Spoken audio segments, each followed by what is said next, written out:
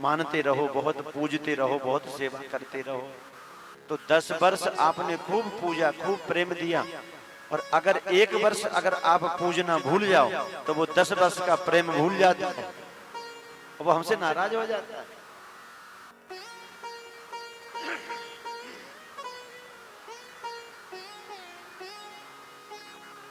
कर्मणा जायते जंतु कर्मणैवा विपद्यते, सुखम दुखम भयम क्षेमम कर्मणैवा विपद्यते।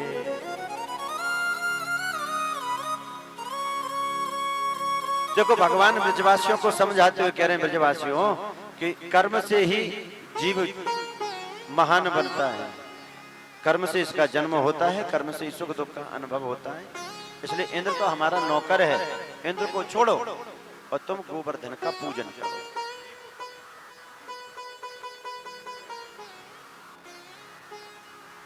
और भैया आजकल हम क्या करते हैं, जिसकी पूजा करनी चाहिए उसकी पूजा नहीं करते हैं, और जिसे नहीं पूजना चाहिए उसे हम पूजते हैं।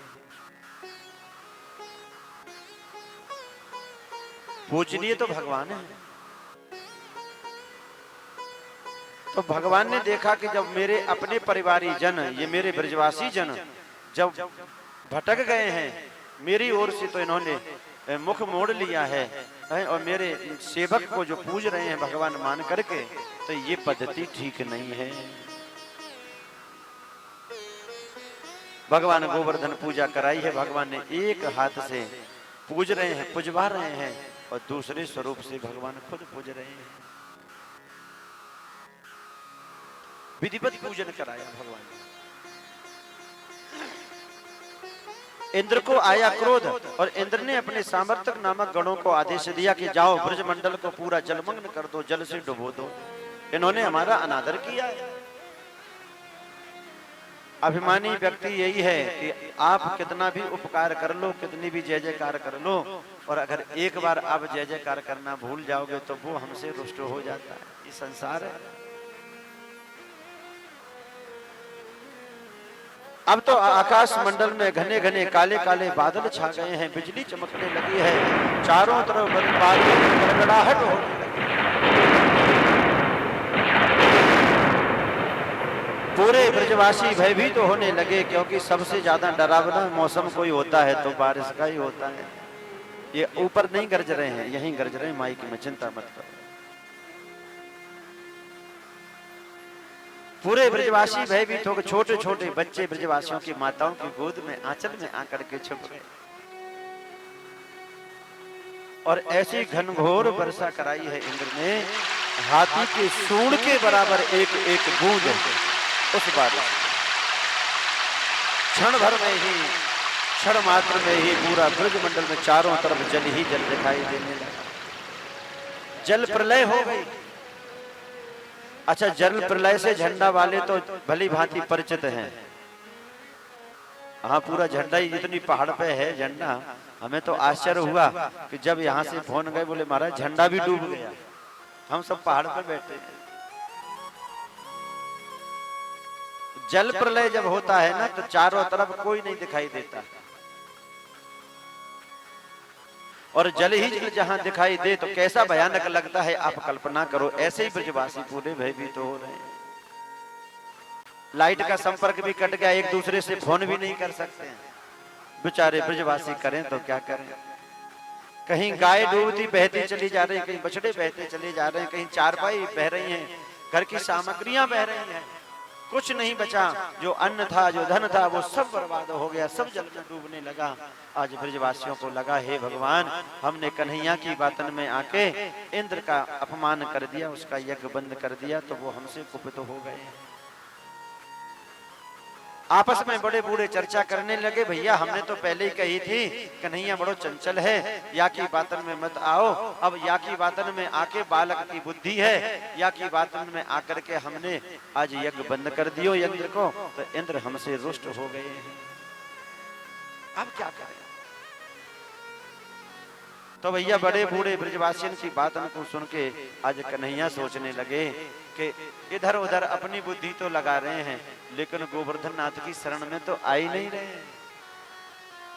जब संकट आए, जब कष्ट आते हैं ना, तो भगवान की शरण हो जाओ। सुख आए तो भगवान के मंदिर में जाओ, अपने सुख भगवान को बताओ। हाँ, नहीं सुख में बहुत जल्दी हम भूल जाते हैं कि सुख में फूलो मती, दुख में तड़पो मती, प्राण जाए मगर नाम भूलो मती, अपने रथ को सुमार्ग चलाते चलो, कृष्ण गोविंद गोपाल गाते चलो। सुख भी आए तो भगवान को बताओ, और संकट आए, दुख आए तो भगवान से कहो। अब हमारा उल्टा है कि जब सुख आते हैं तो हम उनका प्रचार प्रसार करने लग जाते हैं कि ये सब मैंने अपना परिश्रम करके किया है, ये मेरा गाड़ी है, ये मेरा मकान है, ये मेरी दुकान है। अब आगे से ऐसा नहीं बोलना। जब कहीं आपके घरों में साधु संत आए, गुरुजन आए, तो ये नहीं कहना ये मेरा घर है, तो अरे मैं तो इस घर में सेवक हूं, मैं तो इस घर का, इसके घर के मालिक तो अलमारी में बैठे हुए हैं, वो घर के मालिक है। बस इतने बोलने मात्र से ही जो है आपका घर घर नहीं रह जाएगा, आपका घर मंदिर बन जाएगा। और नहीं होता क्या है, कभी कभी हम सब कुछ दिखा दे रहे, ये हमने बेडरूम बनाया, यहाँ पर भोजन करते हैं, ये रसोई है, और कभी कभी तो लेटरिन बाथरूम तक दिखा देते हैं।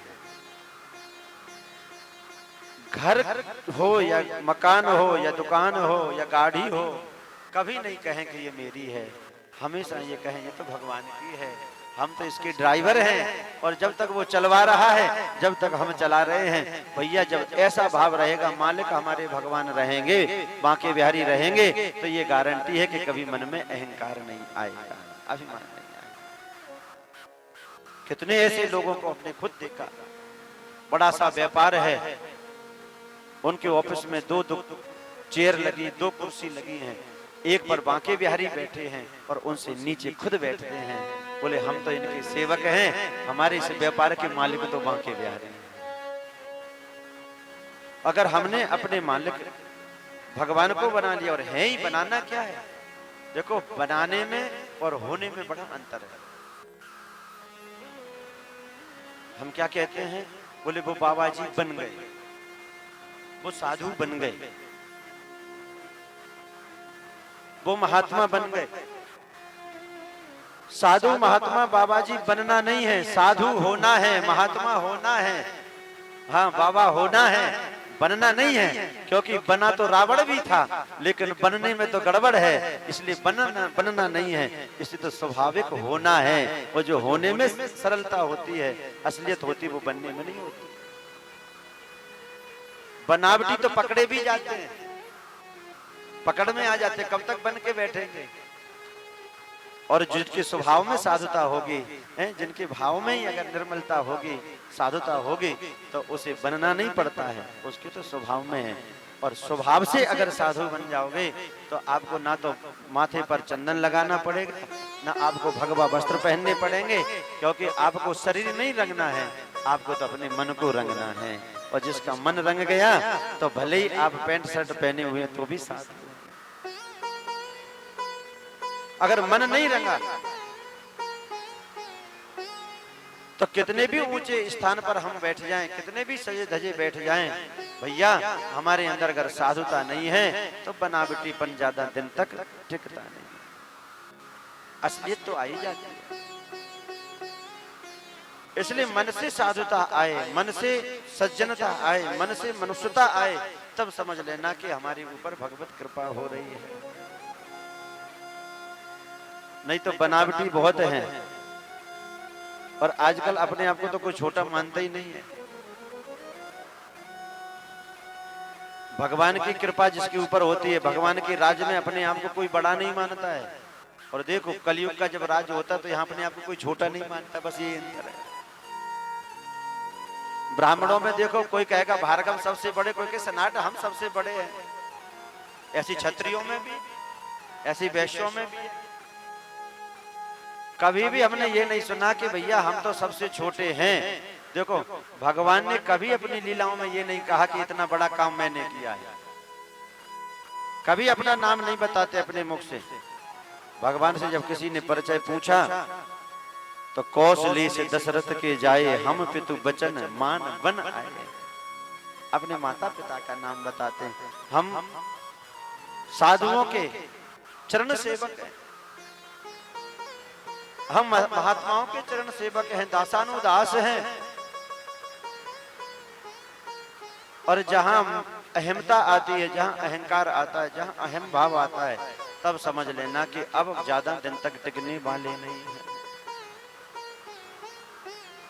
ब्रजवासियों का भोलापन है, धन्य है ब्रजवासी, इतने भोले वाले हैं। तभी तो अपने परिवारी जन होने का सौभाग्य इन ब्रजवासियों को ठाकुर जी ने दिया है। सरलता है। और इतने भोले वाले हैं कि आज इनसे रूठ करके इंद्र ने इतनी भयंकर बारिश करवाई है, तो भी आज भयभीत होकर के भी भगवान कृष्ण की शरण में आ रहे हैं। कृष्ण कृष्ण महाभागा त्वन्नाथम गोकुल प्रभो त्रातुर्मर्हसि देवाना कुपिता भक्त वत्सला। हे कृष्ण, दो बार कहा कृष्ण। किसी से अगर बात बनवानी हो ना तो उसे एक वाणी को दो बार बोलते। सुन रहे हो कि नहीं? दो बार बोल देते मतलब बात गंभीर है, और एक बार बोलेंगे मतलब ज्यादा गंभीर नहीं है। चलो कृष्ण चलना है हमारे संग खेलने के, नहीं समझ लो साधारण है। वाणी को दोहरा दिया, समझ लो कि बात गंभीर है।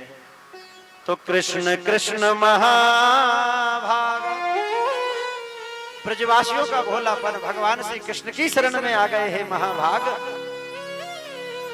त्वन्नाथम गोकुल प्रभो, आप तो गोकुल के नाथ हैं, आप जगन्नाथ हैं, आप विश्वनाथ हैं, और आपके होते हुए हम अनाथ कैसे हो सकते हैं? ये इंद्र हमारे ऊपर कोप कर रहा है, इसके कोप से प्रभु आप ही हमारी रक्षा करो।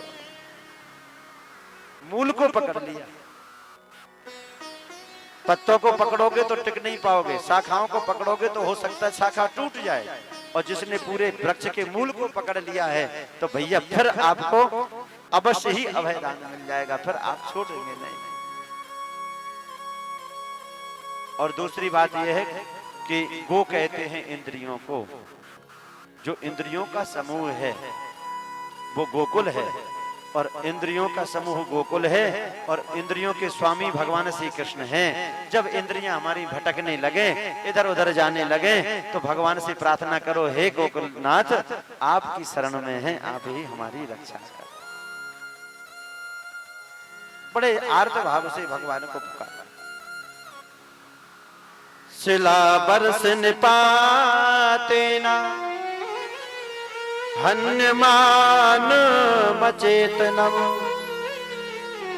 निरीक्ष भगवान मेने उपतेन्द्र कृतम हरि।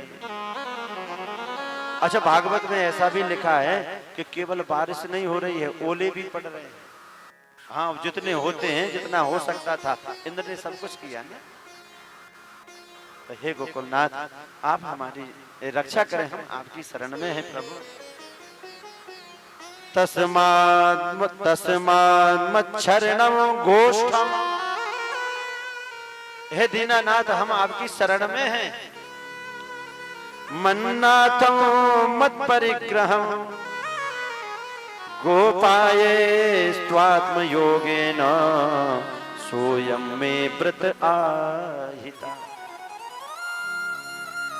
देखो, जब शरणागत हो जाएंगे, हम किसी की शरण में हो जाएंगे ना, तो फिर तुम्हें चिंता अपनी नहीं होगी, फिर जिसके शरणागत हो उसको चिंता तुम्हारी हो जाती है।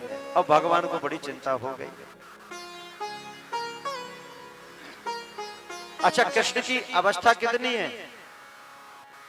भगवान श्री कृष्ण की आयु कितनी है? मात्र 7 वर्ष की आयु है।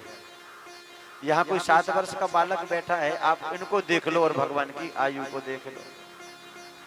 7 वर्ष की आयु वाला बालक तो ये भी नहीं जानता है कि कष्ट क्या होते हैं, क्या आपत्ति होती, क्या विपत्ति होती है। आज 7 वर्ष के कृष्ण को जैसे सभी ब्रजवासियों ने आर्त भाव से पुकारा है, तो भगवान अपने आप नहीं कह रहे हैं कि मैं तुम्हारे लिए अभय दान दूंगा, मैं तुम्हारी रक्षा करूंगा, नहीं कह रहे हैं। तो क्योंकि ब्रजवासी भगवान को भगवान मानते ही नहीं है, इस भाव से नहीं मान रहे हैं। ये तो हमारा सखा है, कोई कहता है सखा, कोई कहता है लाला है। तो भगवान कहने लगे कि जिनकी तुमने पूजा करी है, आओ उनकी शरण में आ जाओ, वही तुम्हारी रक्षा करेंगे। भगवान ये दिखाना चाह रहे हैं ब्रजवासियों को कि गोवर्धन की तुमने पूजा करी है तो तुम्हारी रक्षा गोवर्धन नाथ ही करेंगे, उसी रूप में। तो ये त्वेकेन हस्तेना कृत्वा गोवर्धनाचलम दधार लीलया कृष्ण छत्राकमिव बालिका। भगवान ने देखते ही देखते बाएं हाथ की एक अन्य उंगली से 7 कोस के गोवर्धन नाथ को धारण कर लिया है। बोले गोवर्धन नाथ की।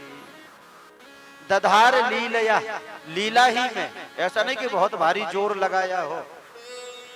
छत्राकमिव बालिका, जैसे बरसाती छत्ते को खेल ही खेल में छोटा सा बालक उखाड़ लेता है, ऐसे ही आज ठाकुर जी ने 7 कोस के गिरिराज को खेल ही खेल में अपने बाएं हाथ की कन्नी उंगली पर धारण कर दिया।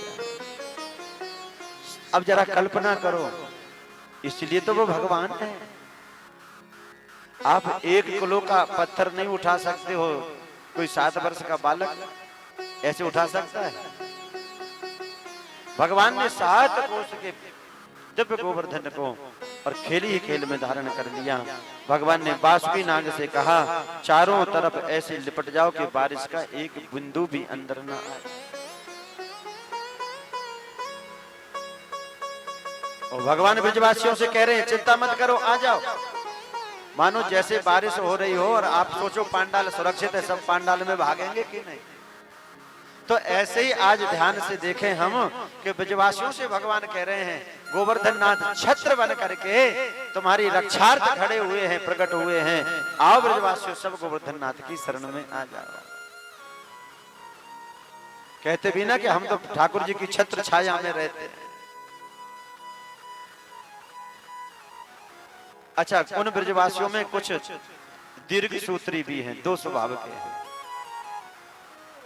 एक वो हैं जो कन्हैया को पूर्ण विश्वास से मानते हैं कि कन्हैया जो कह रहा है वो सही है। अच्छा, और दूसरे थोड़े दीर्घ सूत्री हैं, वो ये सोच रहे कि छोटा सा ही कन्हैया है, इसकी बातन में आके हमने ये गलती कर दी, तभी तो ये बारिश हो रही है। और ये कह रहा है कि आ जाओ गोवर्धन के नीचे, 7 वर्ष का है, और अगर इसके हाथ से छूट गया गोवर्धन तो वैसे तो हम तैर करके थोड़ी समय तक जीवित रह भी सकते हैं, और इस भारी पहाड़ के नीचे अगर हम दब गए तो हम नहीं बच पाएंगे। कुछ लोगों का पूर्ण समर्पित नहीं है, समर्पण नहीं है। तो कन्हैया समझ गए, कन्हैया कह रहे हैं, आ जाओ गोवर्धन नाथ बड़ी मजबूती से तुम्हारी रक्षा के लिए प्रकट भये हैं, इनकी शरण में आ जाओ। कुछ छोटे छोटे नन्हे नन्हे सखाओं ने भी गोवर्धन नाथ के अपनी अपनी लाठियां भी लगा ली। आपने देखा होगा, वृंदावन में गए होंगे, कई जगह ऐसे दृश्य भी हैं मनोरम के गोवर्धन नाथ को भगवान धारण किए हुए, छोटे छोटे सखा लाठियों से उनको रोके हुए। आज एक दिन हुआ, एक रात्रि हो गई, 2 दिन हुए, ऐसे 5 दिन 5 रात्रि हो गए। अच्छा, माँ को सबसे ज्यादा चिंता रहती है बेटा की भूख की। हाँ, माँ को और चीजों से लेना देना नहीं है। देखना कितने भी महत्वपूर्ण काम हो रहे हो, पर माता जो होगी ना, वो इधर उधर घूमती हुई घूम रही हो, पहले बेटा कुछ खा ले, उसके बाद कर ले, हो जाएगा। तो जो तुम्हारे पेट की चिंता करे वो माँ है, और जो तुम्हारी जेब की चिंता करे वो पत्नी है। हाँ, मोहन जी बड़ी प्रसन्न हो रहे हैं। बाहर से आओ तो श्रीमती जी को ये लेना देना नहीं, कुछ खाया पिया होगा कि नहीं, वो तो जेब देखती है कुछ है कि नहीं है। और माँ जो होती है, माँ को कुछ धन से जरूरत नहीं होती है। माँ तो कहती बेटा चल जल्दी से हाथ पैर धो ले और भोजन कर ले, बड़ी देर से आया, न जाने कुछ खाया होगा कि नहीं खाया होगा, क्योंकि माँ की नजर तो केवल बेटा के पेट की तरफ रहती है। आज नजरानी यशोदा चारों तरफ घूम रही है, कह रही है मेरो कन्हैया छोटो सो है, 5 दिन 5 रात्रि हो गई हैं, अरे बड़ा भूख लग रही होगी उसे कुछ खाने के लिए, तुम इसको रोक के रखो लाठियों पर, जब तक कन्हैया मेरा खा ले कुछ माखन खा ले। तो छोटे छोटे सखा है ना जो भगवान के मित्र, तो आज वो मित्र क्या कह रहे हैं मान सिंह जी, बोले एक काम कर कन्हैया लाला, तू तेरी मैया सही कह रही है, हमें तो भूख लगी ना है, तू अपने हाथ को हटा ले, जब तक गोवर्धन को हम लाठियों के ऊपर रखेंगे पकड़ के, तू हाथ को हटा ले और तू कछु पाए ले माखन मिश्री, इसके बाद में फिर तू आ जाइयो, फिर हम पाए लेंगे। भगवान सोच रहे हैं कि ये नन्हे नन्हे सखा सोच रहे हैं कि गोवर्धन के भार को हमने उठा रखा है। कन्हैया बोले लाला तुम नहीं रोक पाओगे। भगवान के सखा बोले क्यों नहीं रोक पाएंगे भैया, क्या तेरे से कम शक्ति हम में। तो भगवान के मुख से निकल गया कि मैं तो भगवान हूं।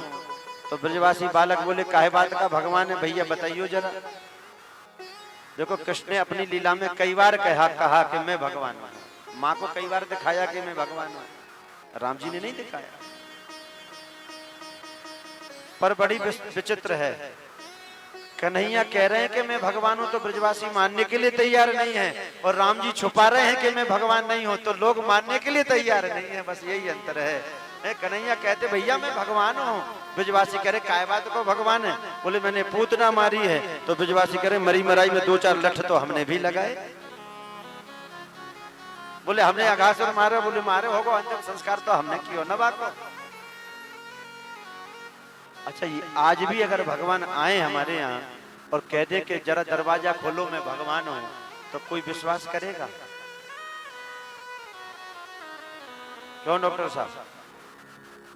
घर में आ जाए भगवान और नारायण सिंह से कहें कि अब तो हम यहीं गधाई में रहेंगे 10-20 दिन तक, तो नारायण सिंह कहेंगे भगवान अब मुझे बहुत काम है, एक काम करो फिर कभी आना। ये जीवन की असलियत है। हम भगवान को नहीं चाहते, हम भगवान से चाहते हैं। भगवान हमारे ऊपर कृपा करते रहे, कुछ देते रहे तब तो ठीक है। अरे भगवान की बात छोड़ो, अगर सगा भाई भी कुछ करता धरता नहीं है, कुछ पागल जैसा है, अगर वो मंदबुद्धि है, तो आज सगे भाई को भी लोग त्याग देते हैं। आज का इंसान इतना स्वार्थी है, उसको भी भाई नहीं मानते। ये स्वार्थ इतना प्रबल हो गया है कि बिना स्वार्थ के तो व्यक्ति नमस्कार तक नहीं करता है, कहीं ना कहीं स्वार्थ जरूर छुपा रहता है। आज भगवान ने उन ब्रजवासियों को समझाया कि तुम नहीं रोक पाओगे, माने नहीं, तो थोड़ा सा इशारा भगवान ने किया, चट-चट करके लाठियां टूटने लगी। आज जैसे ही लाठियां टूटी है, ब्रजवासी कहने लगे कन्हैया तू ही संभाल, हमारे बस की ना है। और हमारा ये परिवार है ना जो संसार, हमारी आपकी लाठियां ही लगी हैं। चलाने वाले तो गोविंद हैं, चलाने वाले तो प्रभु श्री राम हैं। और कभी कभी घरों से आवाज आती है ना पति पत्नी की लड़ने झगड़ने के, तो पति कहता है मैं हूं जो तुम्हारा पेट भर रहा हूं, देखना जिस दिन मैं नहीं रहूंगा तुम्हारा क्या हाल होगा। तो उस समय भगवान हंसते हैं और वो सोचते हैं कि देखो तो सही, ये क्या समझ रहा है कि परिवार को चलाने वाला मैं हूं। भगवान क्या कहते हैं, अरे भैया जब तू नहीं था तभी भी ये परिवार था, और जब तू नहीं रहेगा तब भी ये परिवार रहेगा। क्यों? परिवार तेरा तो बाद में है, सबसे पहले परिवार तो ये मेरा है। मैंने ही तो इसको बनाया, मैंने ही तो इसको बचाया। हमारी स्थिति तो ऐसी है कि माता जी जा रही थी सिर पर बोझ लेकर के, अब कोई एक गाड़ी वाला जा रहा था बैलगाड़ी से, तो तो बैलगाड़ी वाले को दया आ गई, उसने माता जी को बैठा लिया, बोले माता जी तुम बैठ जाओ, चारे का बोझ है बहुत भारी है, बैठ जाओ। और गांव के किनारे जैसे गाड़ी वाला आया, उसने मुड़ के नहीं देखा था।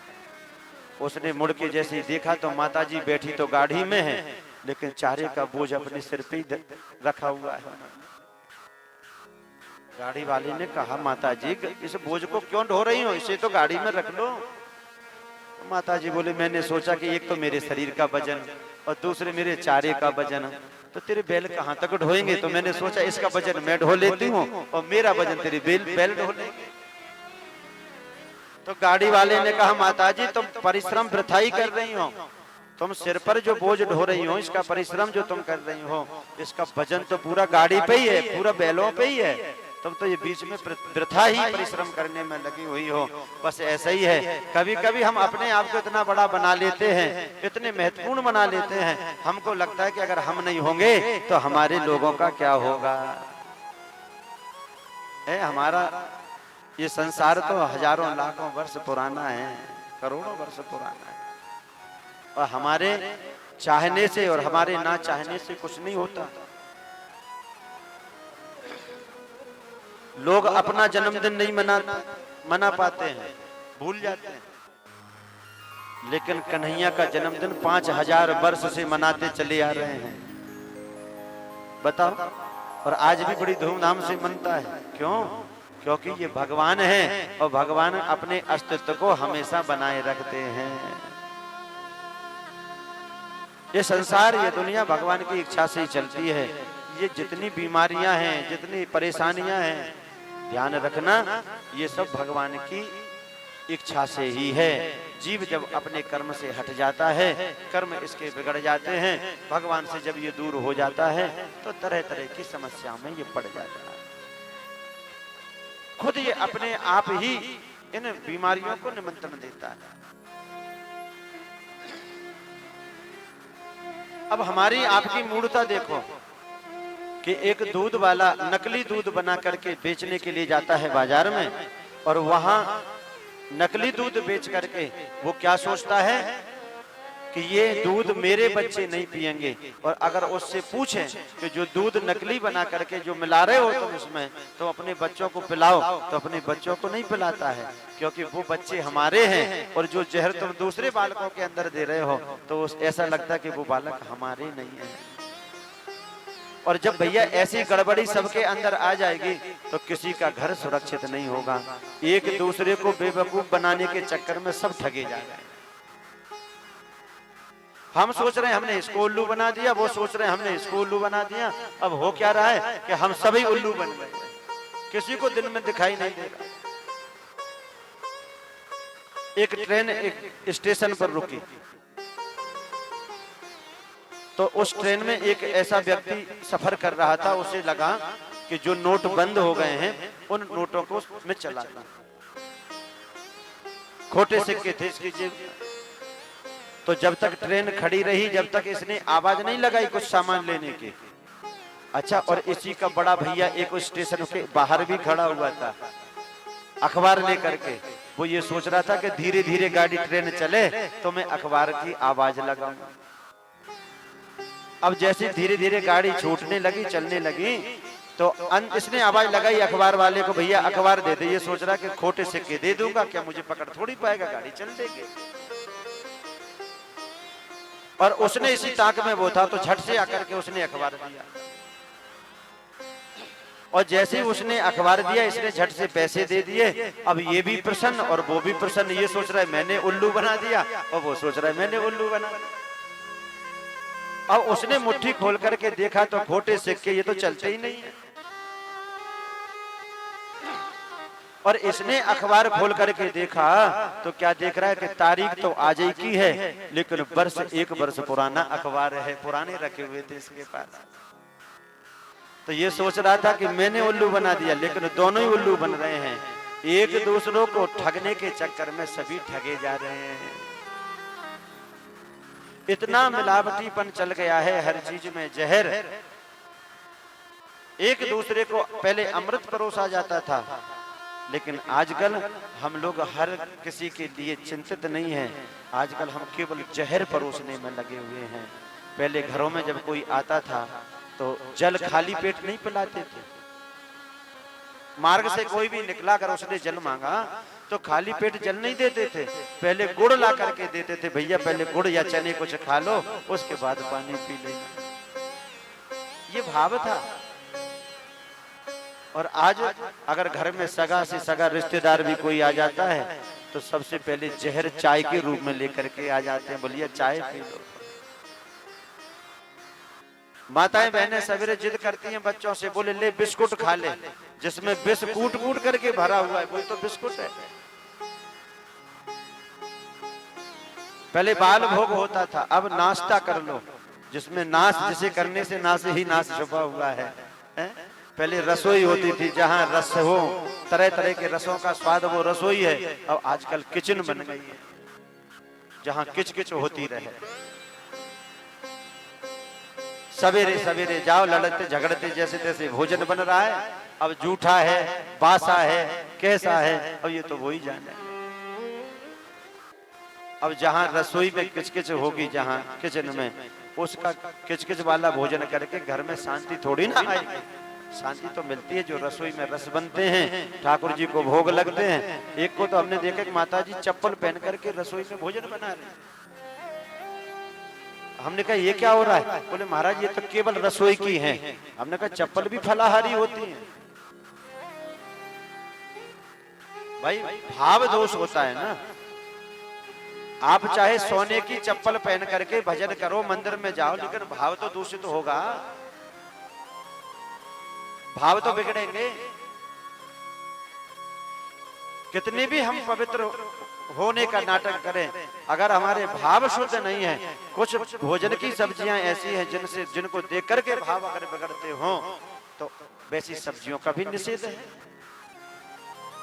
ठाकुर जी के मंदिर में जब हम ले जाते हैं तो ढक करके ले जाते हैं, क्यों? किसी की दृष्टि ना पड़े, नहीं तो उसकी दृष्टि पड़ेगी तो दृष्टि दोष हो जाएगा। अब यही क्रियाएं हमारी बिगड़ती चली जा रही हैं। लोगों का आहार बिगड़ गया, लोगों का विहार बिगड़ गया, लोगों का व्यवहार बिगड़ गया। अब जब चारों तरफ बीमारी ही बीमारी है तो अब भगवान के सामने आकर के रो भी तो भगवान क्या कहते? भैया पहले विडंबना तो तुमने अपने आप खड़ी करी है, पहले घर की व्यवस्थाओं को सुधार लो तो मेरे मंदिर में आने की जरूरत नहीं है, अपने आप सुखी हो जाओगे। बोले वृंदावन बिहारी लाल की। आज भगवान ने 7 वर्ष की अवस्था में उस गोवर्धन नाथ को 7 दिन तक धारण किया है। और आज भगवान उन ब्रजवासियों की रक्षा की है। इंद्र ने आकर के देखा तो वहां तो धूल उड़ रही है पूरे ब्रज में। सब वृंदावन वासी प्रसन्न हैं, सब ब्रजवासी प्रसन्न हैं। इंद्र समझ गए कि अब मुझसे अपराध हो गया है, जिसे मैं साधारण ग्वाला समझ रहा था, साधारण बालक समझ रहा था, ये तो योगेश्वर कृष्ण है। अब इतना भयभीत है इंद्र के, अकेले नहीं आ रहा है, अपने साथ में सुरभि गाय को इंद्र ने लिया है। भगवान गाय को देख करके प्रसन्न हो जाते हैं, इसलिए गाय को आगे कर लिया इस इंद्र ने और हाथ जोड़ करके भगवान से क्षमा मांगने लगा। विशुद्ध सत्वम तब धाम शांतम तपोमयम ध्वस्त रजस्तमस्कम मायामयोयम गुण संप्रवाहो न विद्यते ते ग्रहणानुबंधा। इंद्र कह रहे हैं भगवान आपका जो श्री अंग है, जो शरीर है, वो विशुद्ध सत्व रूप है, सतो गुण युक्त है। इसमें रजोगुण और तमोगुण का तो लेश भी नहीं है। देखो इसीलिए भगवान का नाम जो है ना, भगवान का नाम पूर्ण सतो गुणी युक्त है, सतो गुण है। भगवान का नाम लेंगे तो व्यक्ति के अंदर ना तो रजोगुण आएगा ना तमोगुण आएगा।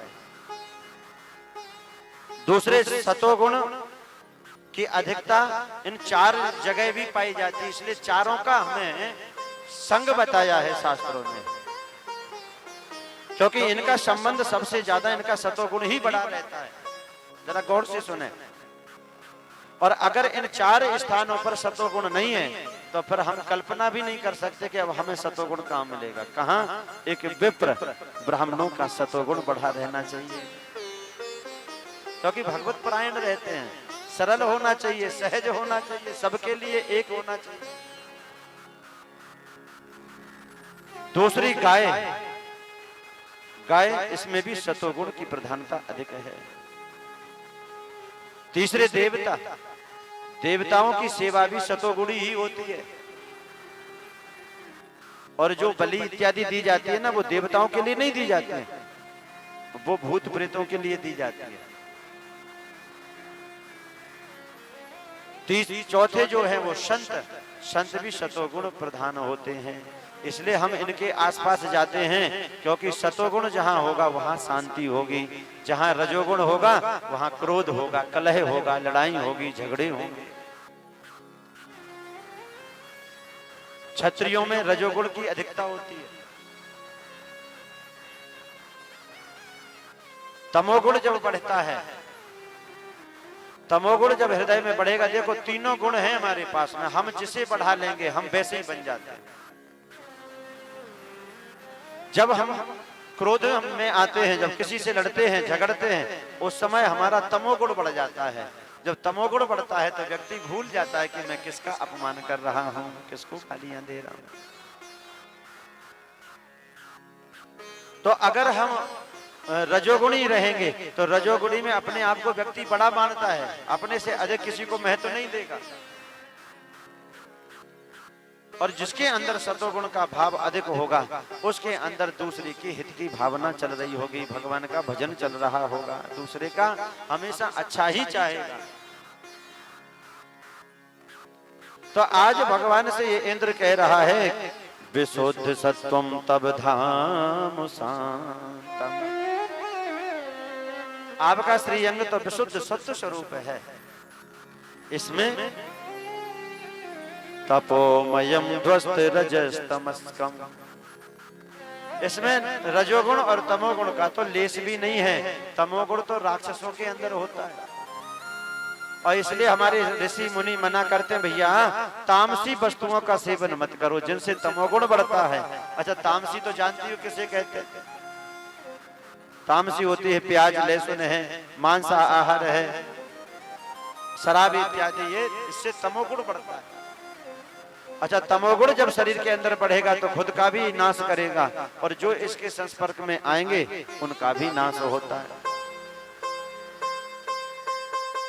कुतो नु तद्धे तब ये तत्कृता लोभादयो ये बुधलिंग भाव तथापि दंडम भगवान विभर्ति धर्मस्य गुरुत्यै खलने ग्रहाय। अभी भी भगवान बोल नहीं रहे, तो अब ये इंद्र क्या कह रहा है, प्रभु आपका अवतार तो खलों का निग्रह करने के लिए ही तो हुआ है। जब जब होए धर्म की हानि, बाढ़ असुर अधम अभिमानी, तब तब धर्म प्रभु विविध शरीरा, हरे कृपा निधि सज्जन पीरा। भगवान किसके लिए आते हैं अवतार लेकर के? जब असज्जन ज्यादा हो जाते हैं, दुर्गुणी ज्यादा हो जाते हैं। इंद्र कह रहा है, प्रभु आपका अवतार तो इसीलिए हुआ है खल निग्रहाया, खलों को हटाने के लिए, दुष्टों को मारने के लिए तो प्रभु आप पधारे। इसलिए मैं तो आपकी शरण में हूं। अभी भी भगवान जब नहीं बोले इंद्र से, तो अपनी स्तुति में इंद्र ने वाणी बदल दी। पिता गुरुस्त्वं जगतात्मधीशो,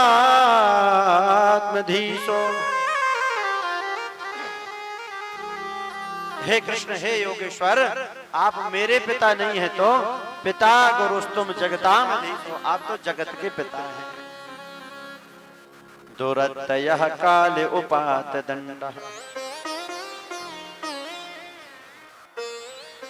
इसलिए आप जो हैं, मैं तो आपका बालक हूं, हिताय स्वेच्छा तनु भी समीहसे मानम विधुन बन जगदीश मानिना। इनकी स्तुति के साथ हम भी स्तुति करें भगवान तो हमसे भी प्रसन्न हो जाए। हम अपने आप को खुद इंद्र समझ करके पूजा इनकी स्तुति करें भगवान की। और जैसे इंद्र कह रहा है प्रभु आप तो मेरे पिता है, मैं आपकी संतान हूँ। जैसे एक छोटा सा बालक अपनी माता की गोद में रहता है और कभी कभी वो खेलते खेलते अपना चरण भी माता के मुखारविंद पे मार देता है, हाथ पैर चलाता है ना, तो माता नाराज नहीं होती है, पिताजी नाराज नहीं होते। जैसे छोटे बालकों की जो क्रीड़ा है, अगर क्रीड़ा में अथवा छोटे बालक वाणी से भी अगर गलत शब्द बोलते हैं तो माता पिता उनको सुन करके प्रमुदित होते हैं, प्रसन्न होते हैं, नाराज नहीं होते। देखो छोटा सा बालक हो और अगर तोतली सी भाषा में उसकी माँ का नाम कुंती हो और अगर कुत्ती की जगह कुत्ती कह दे वो तो माँ नाराज थोड़ी ना होती, प्रसन्न और होती। देखो मुझसे क्या कह रहा है। तो या इंद्र कह रहा है हे नाथ मैं तो आपकी संतान हूँ और मेरी उद्दंडता को आप क्षमा कर दें। मैंने जो उद्दंडता करी आपके ब्रजवासियों को मैंने परेशान किया, मुझे आप क्षमादान दे दें। भगवान अब नहीं बोले अभी भी। तो छंतो प्रथो प्रभो थार हसि मूढ़ चेतसो मयिवं पुनर्भुन मतिरीस में सति तावावतारो यमधोक्ष जेह स्वयं वराणा मुरुभार जन्मना। अब इंद्र कहने लगा प्रभु मैं आपकी संतान तो हूं लेकिन योग्य संतान नहीं हूं, मैं तो मूर्ख हूं, जड़ हूं। अच्छा कोई मूर्ख अगर आपसे कुछ कह जाए, पागल कुछ बोल दे तो आप उसकी बातों का बुरा नहीं मानते, आप क्या करें ये तो पागल है, कुछ भी बोलता रहे, ये जड़ है। अथवा शराबी कुछ शराब के नशे में आपसे कुछ कह जाए तो आप उसकी बातों पर ध्यान नहीं दोगे तो ही ठीक है।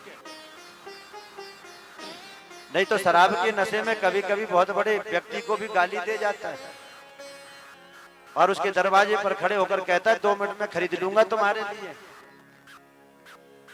और सवेरे सवेरे जब फिर दोबारा से दिख जाए, जब उतर गई हो और वो सामने खड़े हो तो सीधे चरण पकड़ता है और वो कहते क्यों जी आप हमारे लिए खरीदने की बात कर रहे थे रात में?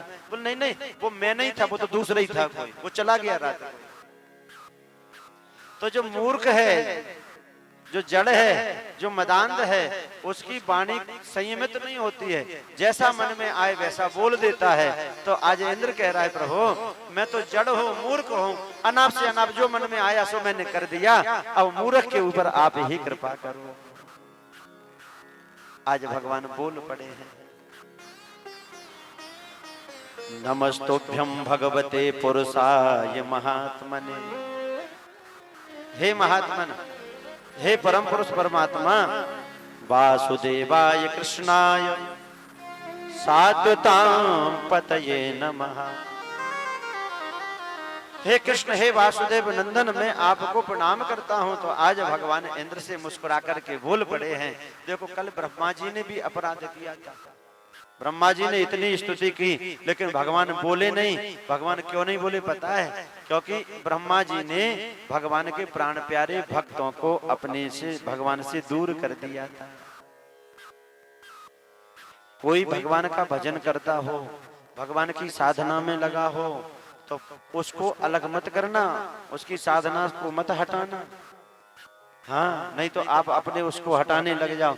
भगवान सबसे ज्यादा विरोधी उसी को मानते जो उसके भक्त का विरोधी होता है। पर हमारे सामने भक्ति के 5 कांटे जो हैं, कभी जाति का अभिमान, कभी ज्ञान का अभिमान, कभी रूप का अभिमान, कभी परिवार का अभिमान, ये भक्ति के ऐसे ऐसे कांटे बीच में आ जाते हैं जो हमारी भक्ति के बीच में चुभते रहते हैं। कोई अच्छा भजन कर रहा हो, भगवान की तरफ जा रहा हो, भगवान के शास्त्रों को पढ़ रहा हो, भगवान के शास्त्रों को गा रहा हो, तो लोग क्या कहते हैं, अरे देखो ये बगला भगत बन रहा है, हमारे सामने सब कुछ करता था। जब भगवान के मंदिर जाने लगो तो लोग अरे वाह बड़े महात्मा बन रहे हो। ये भक्ति के कांटे हैं।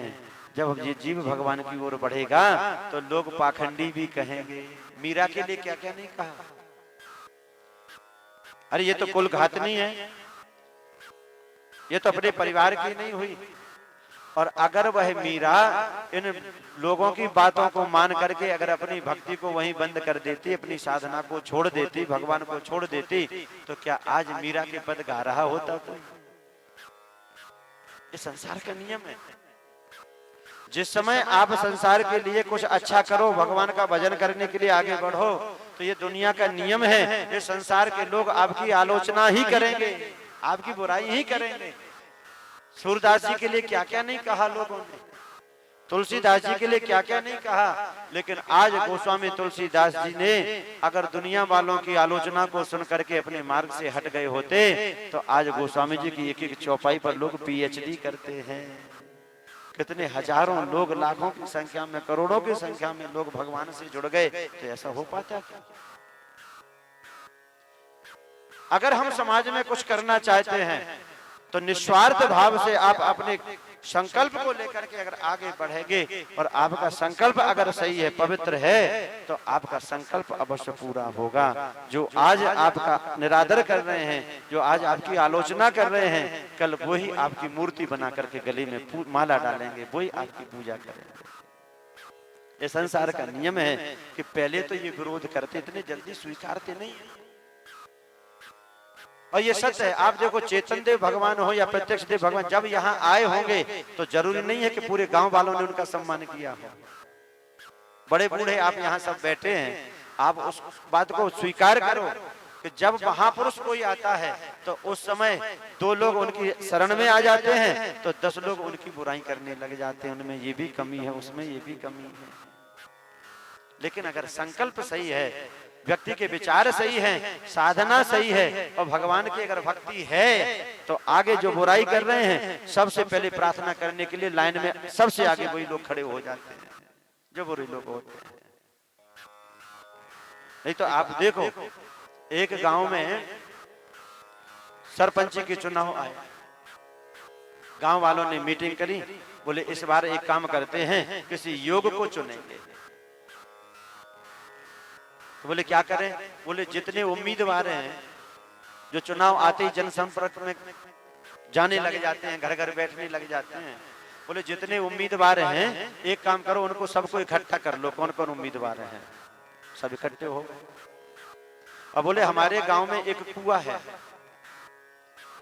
जितने उम्मीदवार हैं उस कुएं में सभी को एक बार कुंदा दो, और उसके अंदर सब जैसे पहुंच जाएंगे कुएं के अंदर, तो जो सबसे पहले तैर करके बाहर निकल आएगा उसी को हम सरपंच घोषित कर देंगे।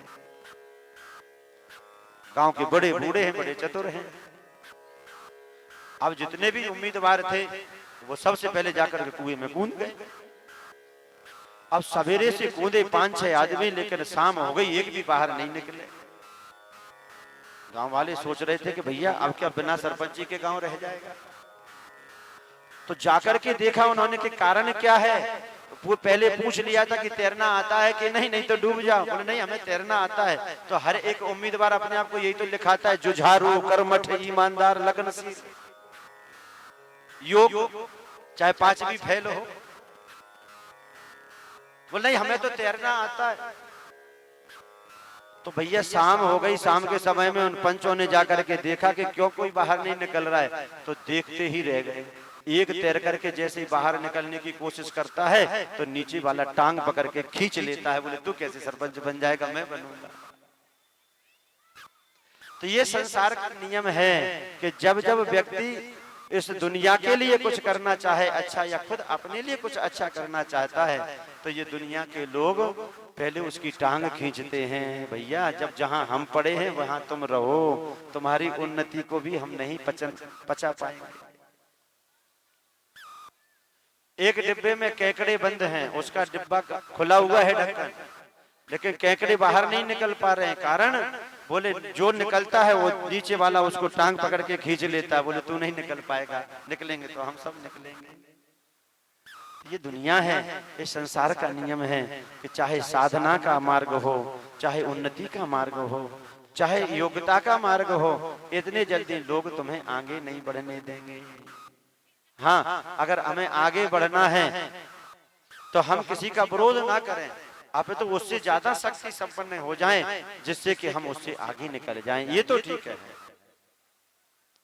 तो आज भगवान की जो है स्तुति इंद्र ने बड़े प्रेम पूर्वक की है, और स्तुति करके भगवान जब प्रसन्न हो गए हैं, क्योंकि ब्रजवासियों को इंद्र ने भगवान की आंखों के सामने कर दिया। और जैसे ही भगवान ने अपने सामने इंद्र को देखा, भगवान ने क्षमादान दे दिया। सुरभि ने आकर के अपने दूध से गोविंद का अभिषेक कराया। बोली राधा गोविंद सरकार की जय, जय श्री राधे। जब से ही भगवान का नाम गोविंद पड़ गया। अच्छा, भागवत में अब ये भी निश्चित है, वेदों में तो पहले से ही लिखा हुआ है, भागवत में स्पष्ट हो गया कि भगवान का अभिषेक केवल गाय के दूध से ही होता है, अन्य किसी के दूध से नहीं होता है। अगर आपको भगवान का यज्ञ करना है, भगवान का पूजन करना है, तो अगर गाय का दूध है तब ही आप गोविंद का अभिषेक करना, ये नियम है। और हवन करना हो तो प्रयास करें कि हम गाय के घी से ही अभिषेक हवन करें। भाई, जो चीज पूजा में जो निषेध है और अगर हम उसे चढ़ाते हैं तो उसे हम चढ़ा करके फिर प्रसन्न नहीं कर पाएंगे, क्योंकि वो विधि के अनुसार नहीं है, विधि निषेध है। और हम क्या करते हैं कि जब पूजा में बैठेंगे और जब पूजा में पंडित जी कहेंगे कि ये सामग्री चढ़ाओ, तो बोले ये तो हम भूल ही गए महाराज, अब अभाव में अक्षत ही चढ़ाते। क्रिया कोई भी हो, अगर उसमें शुद्धि होगी, भगवान को जो चीज प्रिय है अगर वो हम चढ़ाएंगे तो भगवान थोड़ी सी भी प्रसन्न हो जाते हैं। और ज्यादा से ज्यादा खूब चढ़ाते रहो, पेड़ के पेड़ खूब तोड़ करके भगवान को चढ़ा दो, तो भैया पेड़ को और हमने नष्ट कर दिया, भगवान हमसे प्रसन्न नहीं होंगे। पत्र किसकी तरह चढ़ाना है भगवान को? रुक्मिणी की तरह। रुक्मिणी जी की कथा आएगी ना, रुक्मिणी ने हृदय के पत्र को ठाकुर जी को चढ़ाया। पुष्प किसकी तरह चढ़ाए हम भगवान के ऊपर? गजेंद्र की तरह। हाथी ने आर्त भाव में भगवान को कमल का फूल था और बड़ी श्रद्धा से, बड़े प्रेम से, बड़े स्नेह से तोड़ करके चढ़ा दिया। तो भगवान गजेंद्र की तरह कोई फूल समर्पित करें तो भगवान उसको स्वीकार कर लेते हैं। और जल किसका स्वीकार करते हैं? देखो, हमें एक बात याद आ रही है। एक समय दतिया में हम सवेरे सवेरे घूमने गए तो गणेश उत्सव चल रहे थे, तो एक पार्क में से हमने दूरबा चुनी, दूरबा ली। हमारे संग में हमारे मामा जी, तो बोले भाई इतनी ज्यादा दूरबा क्यों ले रहे हो? हमने कहा गणेश जी पे 1000 नाम से अर्चन करना है। सत्य बता रहे हैं। तो मामा जी बोले जब इतनी दूरबा लग रही तो एक काम करो, गणेश जी को पार्क ही में ले आओ ना, यहीं बैठा दो तो वो प्रसन्न हो जाएंगे। तो हमने कहा इसका मतलब ये नहीं है कि भगवान को अगर हम पार्क में या किसी पुष्प वाटिका में ही ला करके उनको स्थापित कर दें तो भगवान प्रसन्न हो जाएंगे। बात सामग्री की नहीं है, बात श्रद्धा की है। महिमा तो आपके भावों की है कि जो दूरबा आज खेत में खड़ी है, जो पार्क में खड़ी है, तो वो एक घास है साधारण, और उसी दूरबा को अगर श्रद्धा से आपने हल्दी चंदन लगा करके मंत्रों के माध्यम से अगर भगवान गणेश जी को समर्पित कर दिया तो उसी दूरबा से भगवान गणेश प्रसन्न होगा। भगवान ज्यादा सामग्री से नहीं प्रसन्न होंगे। लोग क्या करते, घर में सत्यनारायण की कथा कराते हैं और सालिग्राम भगवान को दूध में ही डाल देते हैं, बोले इसी में स्नान कराता। बात क्रिया की है। जल किसका स्वीकार करते हैं भगवान? जल संत एकनाथ की तरह भाव अगर हो तो भगवान जल भी स्वीकार कर लेते हैं। गंगोत्री से जल लेकर के रामेश्वरम पर कितने पैदल चलते हुए गए, और जब रामेश्वरम के मंदिर के पहले ही पहुंचे हैं संत एकनाथ, तो एक गधे को देखा तड़पते हुए कि जो मर जाएगा अगर पानी नहीं पिएगा तो आज संत एकनाथ ने सोचा कि जल तो मैं दोबारा भी ला सकता हूँ, अगर इस गधे के अंदर से प्राण चले गए तो इसके प्राण दोबारा नहीं आ सकते हैं। तो इतनी दूर से जो मेहनत करके लाए थे गधे के मुख में डाल दिया, और वो गधे साधारण नहीं था, उसी से भगवान रामेश्वरम प्रकट हो गए हैं। बोले संत एकनाथ तूने मुझे इस रूप में भी पहचान लिया। ये भाव अगर हमारा हो तो हमारा जल भी ठाकुर जी स्वीकार कर लेते। नहीं तो जो लोटा भर के ले जा रहे हो, अगर जल से ही भगवान प्रसन्न होते तो आपके झंडा में शंकर भगवान तो जल में ही डूबे रहते महीने 2 महीने। क्यों? और अगर थोड़ा सा अगर देखें आप तो वो तो 24 घंटे जल ही में बैठे हैं। इसका मतलब ये नहीं है कि जल से भगवान प्रसन्न हो रहे हैं, जल से प्रसन्न नहीं हो रहे हैं, आपकी भावना से प्रसन्न हो रहे हैं, आपकी श्रद्धा से प्रसन्न हो रहे हैं कि आप जो लोटा में जल लेकर के आए हो उसमें आपके भाव हैं, उसमें आपकी श्रद्धा है, इसे आप भगवान शिव का अभिषेक कर रहे हैं, इसलिए आपकी भावों की महिमा है, उस सामग्री की महिमा नहीं है। और उसको जल हमारा थोड़ी नहीं है कि हमने बनाया, वो तो सब भगवान का ही है। छोटा सा बच्चा आए 2-5 वर्ष का और आप बाहर से घर आए लौट करके, वो बच्चा सोचे पिताजी थक गए होंगे, पैर दबाने लगे, तो उसके पैर दबाने से आपकी थकावट नहीं जाएगी, लेकिन जैसे उसके भावों को आप देखोगे तो गले से लगा लोगे। देखो तो कितने अच्छे संस्कार हैं, ये सोच रहा है मैं थका हुआ हूँ तो मैं पैर दबा।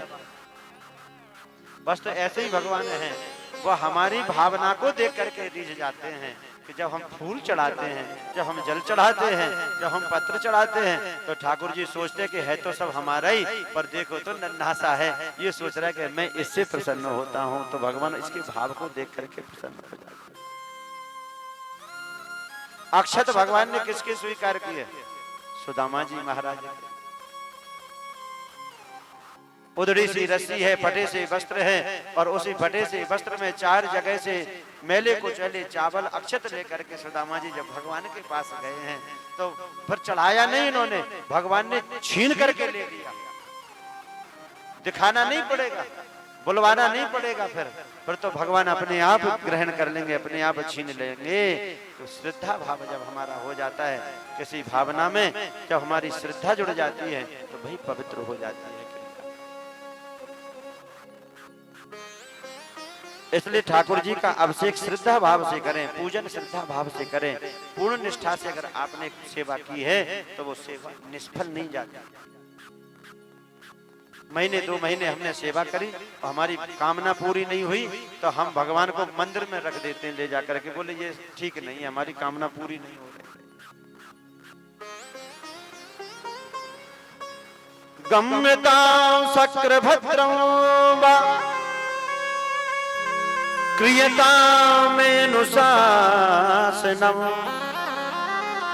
स्थीयतां स्वाधिकारैषु युक्तैर्वास्तव वर्जितैः। गम्यतां शक्रभद्रं वा, अरे शक्र नाम है इंद्र का, शक्र इंद्र, गम्यतां जाओ यहां से, भद्रम तुम्हारा कल्याण होगा। और ध्यान रखना कल्याण कब होगा? जब तुम मेरे अनुशासन में रह करके काम करोगे और मेरे अनुशासन में रहोगे तो तुम सुखी रहोगे, क्योंकि सबको चलाने वाले तो भगवान है। आज सुंदर सुरभि गाय ने भी भगवान की स्तुति की है, और यही बात को आज बाबा नंद पूरे ब्रजवासियों से आज ढिंडोरा पीट रहे हैं, कह रहे हैं भैया कन्हैया ने जो आश्चर्य किया है, जो गोवर्धन साधकोष का धारण किया अपनी कन्नी उंगली पर, ये कोई साधारण नहीं है, ये साधारण छोरा नहीं है। तो बोले जिस समय नामकरण संस्कार किया जा रहा था उस समय गर्गाचार्य जी ने हमसे कहा था कि ये साधारण नहीं, ये तो साक्षात भगवान है। इसलिए आश्चर्य मत करना। सबसे जो है श्रूयता में बचो गोपा, अरे गोपो, अरे ग्वाल वालो मेरी वाणी को सुनो। बेतो सक्मा चबोर भके ये नम कुमार मुद्देश्या गर्गो में यदुवाच। गर्गाचार्य जी ने बताया था मुझे कि ये जो मेरे लाला है ना, ये तो साक्षात भगवान है, साक्षात नारायण है। और देखो भगवान यही तो चाह रहे थे। भगवान ने सोचा कि जो भटके हुए ब्रजवासी हैं, जो इंद्र को भगवान मान रहे हैं, उसको छोड़ करके ये मुझे भगवान मानने लगे तो इनका उद्धार हो जाएगा। इसलिए हमारे भगवान जो 24 अवतार जो निश्चित हैं, बस उन्हीं में केवल हमें भगवान की सेवा करनी है। नए नए भगवानों को हमें नहीं मानना है। रामायण में कहीं आपने पढ़ा कि साईं बाबा जो है भगवान है, साईं राम है, साईं श्याम है? क्यों भगत जी? भागवत में कहीं ऐसा लिखा कि साईं भगवान है? तो घरों में क्यों मूर्ति डालते हो, लटकाते हो? अपने पिता की मूर्ति तो लगाई नहीं आज। हमको लगता है कि ये इनसे हमें लाभ मिल जाएगा, इनसे हमें फायदा मिल जाएगा। जो हवा में ऐसे हाथ करें तो 500 की गड्डी बना दे, ऐसे करें 2000 की गड्डी बना दे। हम सोचते यही भगवान है। या जो शास्त्रों में जो निश्चित हैं भगवान के स्वरूप, वही साक्षात नारायण हैं, वही साक्षात भगवान हैं। और जो दुनिया के जितने चमत्कारी बाजीगर हैं, ये तो सब अपना उल्लू सीधा करने के लिए आ रहे हैं। इसलिए हमारे इष्ट, हमारे भगवान, जगत के पिता, जगत के ईश्वर तो योग योगेश्वर कृष्ण है। मनुष्य तो एक माध्यम है। सबके गुरु कौन है? हनुमान जी महाराज। कृपा करो गुरुदेव की नाई, जय जय जय हनुमान गोसाई। तो सबके गुरु कौन है? हनुमान जी महाराज है। अगर हम उनकी शरण में आएंगे तो कृपा होगी कि नहीं, चमत्कार होगा कि नहीं होगा? आपके झंडा में जो हनुमान जी महाराज बैठे हैं, ये तो साक्षात चमत्कार है। दूसरे अगर हमें गुरु बनाना है, मानो हनुमान जी को गुरु नहीं बनाना है, तो दूसरे गुरु कौन है? बोले तुम त्रिभुवन गुरु वेद बखाना। भगवान शंकर तो त्रिभुवन के गुरु हैं, उनको गुरु रूप में मानो। और भी अगर हमारा मन इधर उधर जाता है तो किसको बोले? कृष्णम वंदे जगत गुरुम। भगवान श्री कृष्ण तो पूरी जगती के गुरु हैं, जगत के गुरु तो योगेश्वर कृष्ण है। भैया हमारे शास्त्र हमारे नेत्र हैं, हमारा जो है ज्ञान ये शास्त्र ही है। जो भी हमें ये आदेश देते हैं भगवान के स्वरूप कैसे हैं, भगवान कौन है, संसार क्या है, हमें सद ज्ञान देने वाले हमारे शास्त्र ही हैं। और असद ज्ञान चाहे ज्ञान गंगा नाम की किताब छपवा लो, सबसे ऊपर चाहे कबीर को लिख दो, चाहे अपने पिताजी को सबसे बड़ा भगवान बना दो, लेकिन जो सत्य है वो सत्य तो इन ग्रंथों में ही हमें मिलता है। सच्चा ज्ञान तो हमारा यही है कि हम अपने भगवान को ना बदलें। भूतों प्रेतों की अगर पूजा करोगे, उनको बलि दोगे, तो भूतों प्रेतों को ही प्राप्त होगे। आपके घर में सुख शांति नहीं रहेगी।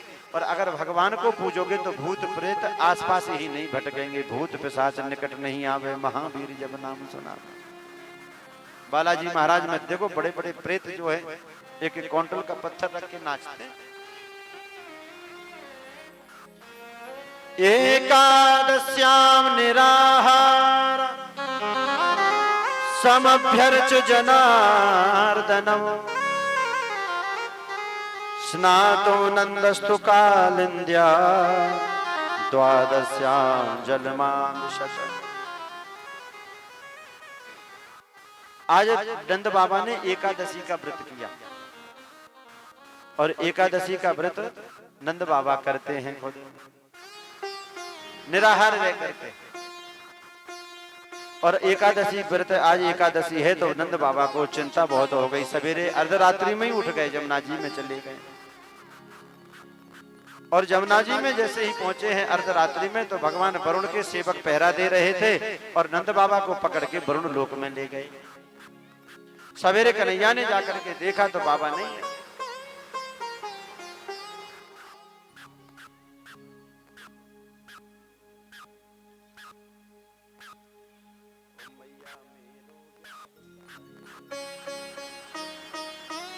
आज कन्हैया ने जाकर के देखा जैसे, तो वहां बाबा नहीं है, वस्त्र इत्यादि रखे हुए हैं। तो आज कन्हैया सीधे वरुण लोक में चले गए।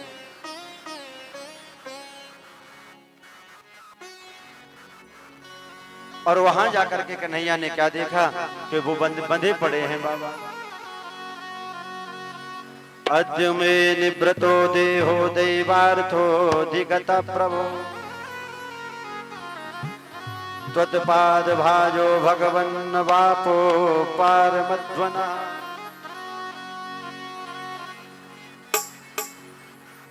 और आज जैसे ही भगवान को देखा वरुण ने, तो वरुण आसन को छोड़ करके खड़े हो गए, भगवान श्री कृष्ण का स्वागत कर गए। बाबा बोले कि हमारे लाला को तो तुम पूज रहे हो और हमें बांध के रखा है। भगवान बोले वरुण तुमने हमारे बाबा को क्यों बांध रखा? बोले जी रात्रि के समय में आए स्नान करने के लिए, इसलिए हमारे सेवक पकड़ लाए। हमको क्या मालूम कि ये आपके पिताजी हैं। हम तो ये समझते कि सबके पिता तो आप ही। तो भगवान बोले कि हमारे बाबा हैं ये, इनको छोड़ दो। तो देखो 10 बजे के बाद पेड़ों से ना तो फूल तोड़ना चाहिए ना तुलसी तोड़नी चाहिए। रात को 10 बजे के बाद, रात्रि के दूसरे प्रहर से वनस्पतियां भी सहन करती हैं। ना जल में स्नान करना चाहिए। किसी विशेष उत्सव में हम जाते हैं तीर्थों में, तो उस समय तो आप स्नान कर सकते हैं संगम इत्यादि में, लेकिन अर्धरात्रि के समय में स्नान करना वर्जित है। कन्हैया मुक्त करा के जैसे आए हैं, बाबा नंद बड़े प्रसन्न हो गए, पूरे ब्रजवासी प्रसन्न हैं। आज मैया को लगा कि कन्हैया तो हमारा बड़ा हो गया।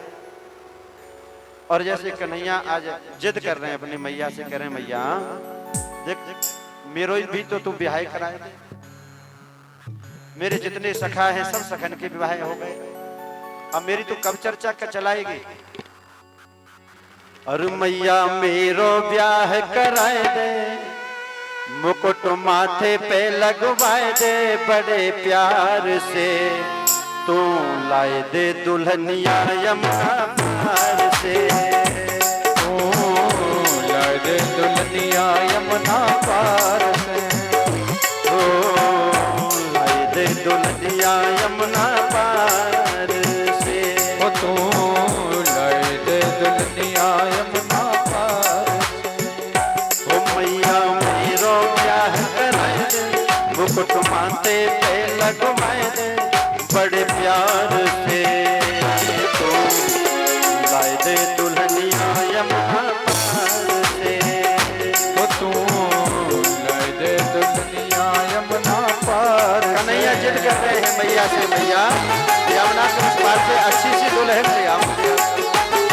ताली बजाते भाव से कन्हैया के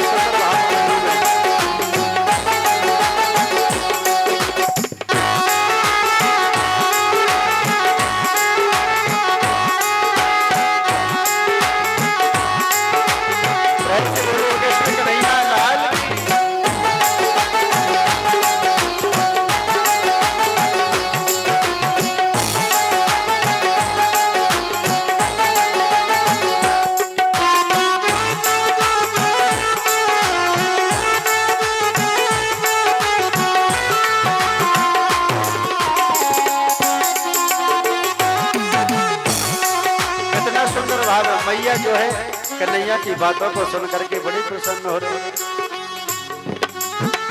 बहुत दिना तेरी गाय चराई, हुक्म कबहू नहीं करो।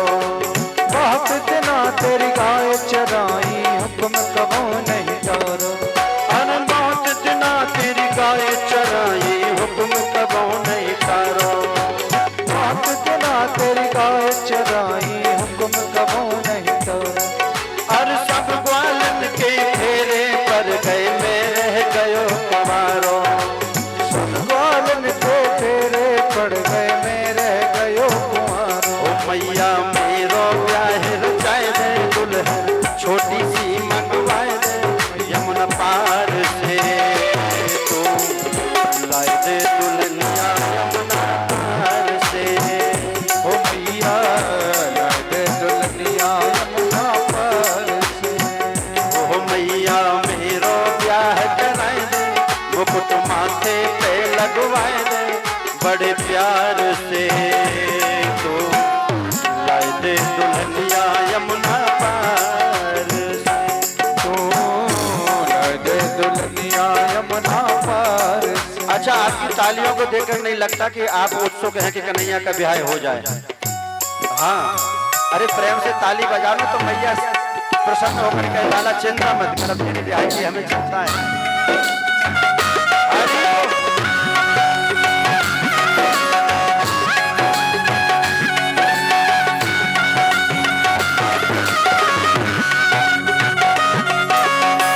यही तो नटखट लीला है कन्हैया की, बड़ी प्यारी मधुर है।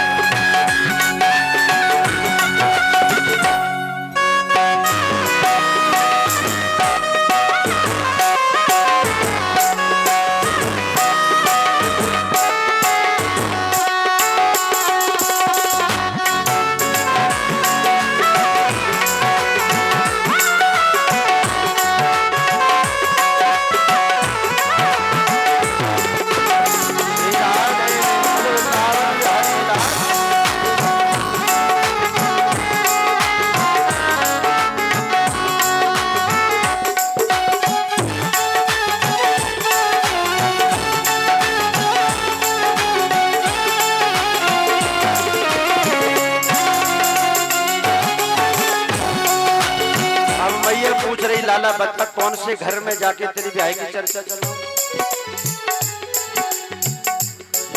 हर काम अच्छे घर में करियो मेरी रिश्तेदारी, आओ अच्छे घर में करियो मेरी रिश्तेदारी।